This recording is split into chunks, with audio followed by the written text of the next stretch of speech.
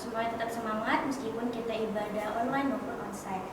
Nah, kita akan melakukan ibadah kita hari ini. Kita angkat pujian kita yang pertama, Bapakku Baik.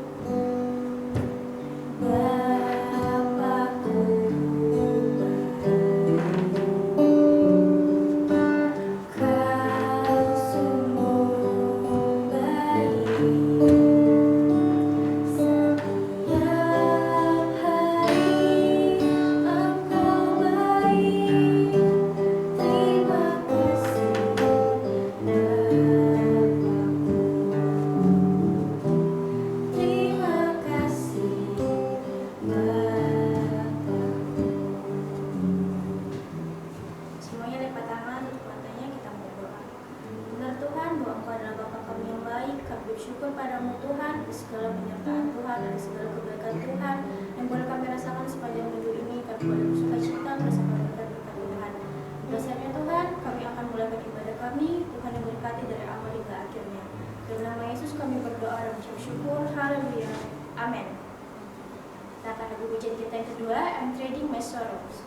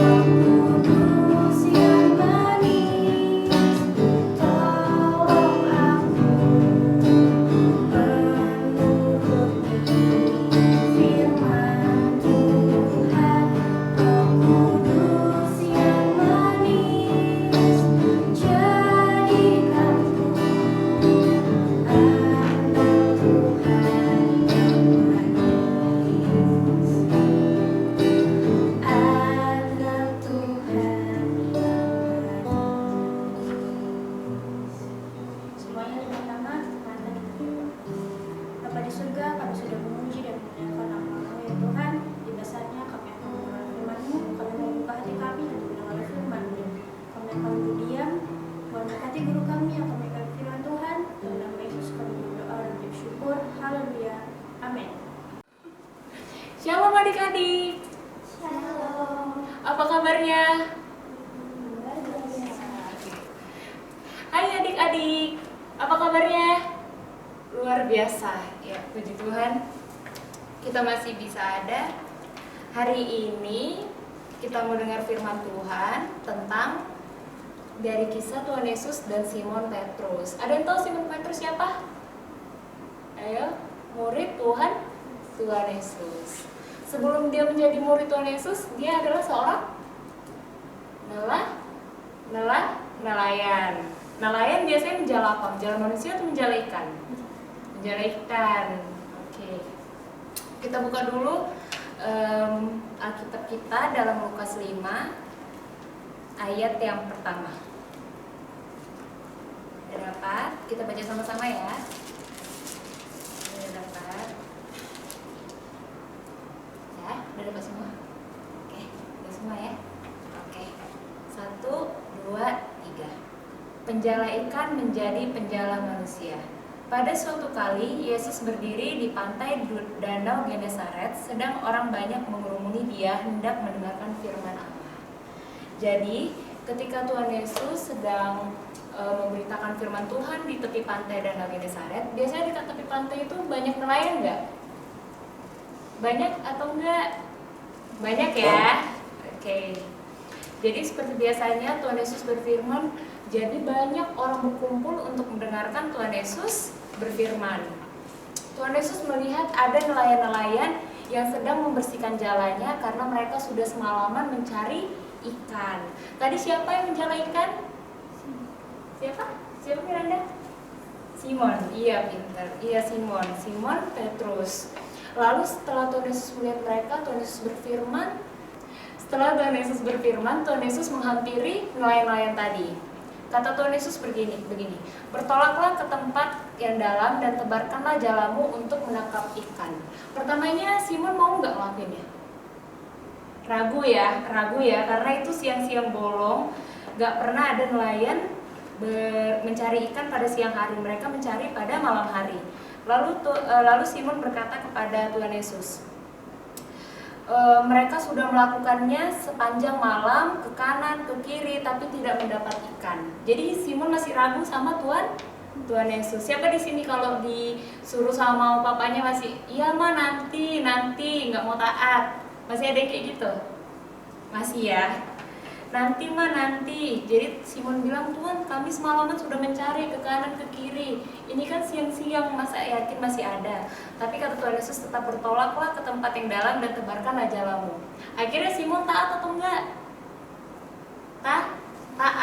Saat Simon taat, apa ganjarannya? Dia dapat ikan atau enggak?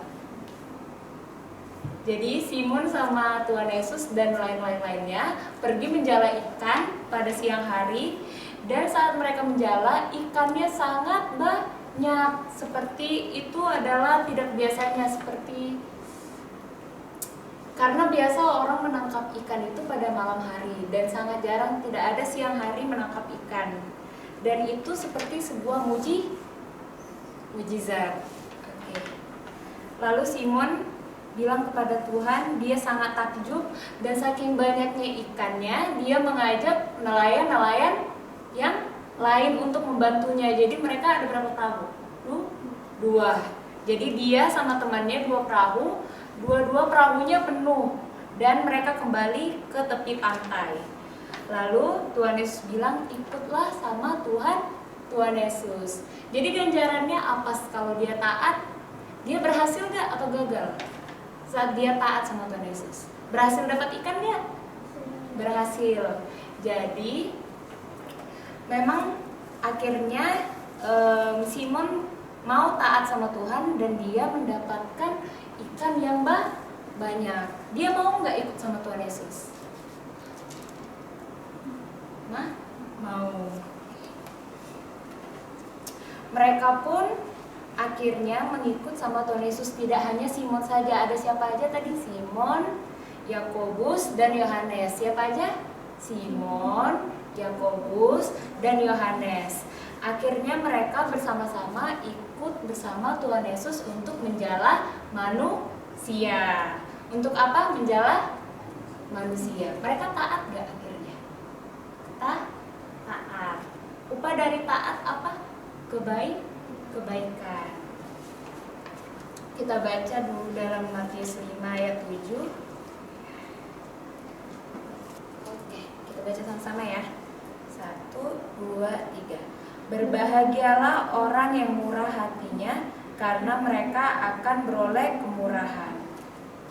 Kenapa kita harus murah hati? Siapa dulu yang bermurah hati sama kita? Papa dulu, atau mama dulu, atau abang dulu? Tuhan Yesus dulu. Jadi kenapa kita harus bermurah hati? Karena Bapa sudah bermurah hati kepada kita. Dikatakan bahwa berbahagialah orang yang murah hatinya, karena mereka akan beroleh kemurahan. Sama seperti Simon yang awalnya dia taat karena dia mau taat sama Tuhan, dia mendapat hadiah dari Tuhan. Ya saat itu dia mendapat ikan yang sangat banyak. Itu mujizat gak? Karena tidak seperti biasanya ya. Sampai dia juga takjub dan terheran-heran dengan perbuatan Tuhan. Lalu Tuhan Yesus berkata kepada Simon dan teman-temannya, jangan takut, mulai dari sekarang engkau akan menjala manusia. Akhirnya Simon, teman-temannya yaitu Yakobus dan Yohanes membereskan perahunya, meninggalkan segala sesuatu, lalu taat mengikut Yesus. Siapa aja tadi? Simon biasanya dikenal dengan Simon Petrus dan Yohanes dan Yakobus. Jadi mereka ada berapa orang? Yang awalnya siapa tadi yang Tuhan Yesus saja? Hanya satu orang, yaitu Simon aja. Karena Simon taat dan mereka melihat sama-sama kebaikan Tuhan, akhirnya banyak yang ikut sama Tuhan. Jadi upah dari taat itu adalah kebaikan dari Tuhan, keberhasilan. Kalau mama papanya suruh taat, suruh ikut ibadah, suruh baca firman, pasti yang menjadi upahnya adalah kebaikan, keberhasilan. Dan upah dari ketidaktaatan apa? Iya, bukan kegagalan. Contoh murid Tuhan Yesus, contoh orang yang tidak taat siapa? Sebelumnya ada firman Tuhan, Yunus. Karena dia tidak taat, akhirnya dia apa? Masuk ke dalam perut ikan besar. Akhirnya dia 3 hari 3 malam tidak makan. Jadi siapa aja contohnya yang takut dan taat kepada Tuhan? Ayo, siapa aja? Banyak loh tokoh-tokoh yang taat sama Tuhan. Selain Tuhan Yesus, taat sama Bapa. Siapa lagi selain tadi Simon? Siapa lagi yang taat sama firman Tuhan? Yohanes contohnya? Ada yang tahu? Apa tadi arti tidak taat kepada Tuhan? Contohnya seperti Adam dan Hawa, mereka tidak taat, akhirnya jatuh ke dalam dosa. Siapa aja yang taat sama Tuhan? Contohnya. Selain Simon, lupa. Udah. Kita lihat contohnya seperti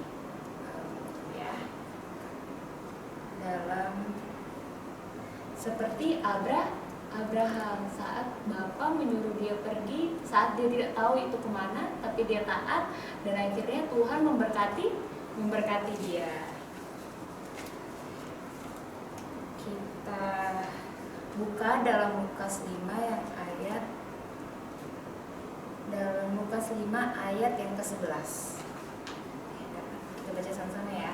1, 2, 3. Dan sesudah mereka menghela perahu-perahunya ke darat, mereka pun meninggalkan segala sesuatu lalu mengikut Yesus. Saat mereka mengikut Yesus, mereka taat 100% nggak sama Tuhan Yesus? Taat. Mereka langsung meninggalkan segala sesuatu, artinya meninggalkan keluarga mereka, meninggalkan orang yang mereka kasihi, dan ikut dengan Tuhan Yesus untuk menjala manusia. Jadi apakah taat sama Tuhan Yesus harus seperti Simon untuk meninggalkan keluarganya dan menjala manusia seperti itu? Kalau kita taat sama orang tua, baca firman, kalau orang tua suruh disuruh baca, dibaca. Taat sama firman Tuhan. Dan jangan suka menunda-nunda. Kita baca ayat hafalan kita ya. Udah dihafal belum? Kakak kasih waktu untuk hafal Matius 5 ayat 7 ya. Matius 5 ayat 7. Ayat yang tadi itu dihafal dulu. Yaudah, kita baca sekali aja. Matius 5 ayat 7. 1, 2, 3. Berbahagialah orang yang murah hatinya, karena mereka akan beroleh kemurahan. Apa arti dari ayat ini? Murah hati itu banyak ya, dari kasih, buah-buah roh, baik itu jujur, baik itu mengasihi, sukacita, kebaikan, semuanya itu tentang kemurahan. Jadi orang yang murah hati, dia akan mendapatkan kemurahan juga dari Tuhan Yesus. Kita bersatu dalam doa.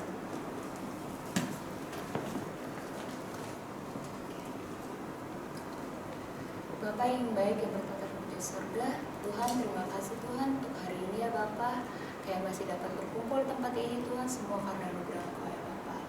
Tuhan, berikanlah kami hikmat Tuhan, agar kami mengerti apa yang Engkau sampaikan Tuhan. Dan juga Bapa, biarlah firman-Mu dapat melekat di hati kami masing-masing Tuhan, agar kami dapat melakukannya dalam kehidupan kami sehari-hari Tuhan. Dan tiba saatnya Tuhan, kami akan kembali ke rumah kami masing-masing Tuhan. Engkau tutup bungkus kami di perjalanan dan tibakan kami di rumah dengan selamat tanpa kekurangan suatu apapun. Terima kasih Tuhan Yesus, dalam nama Tuhan Yesus, haleluya. Amin.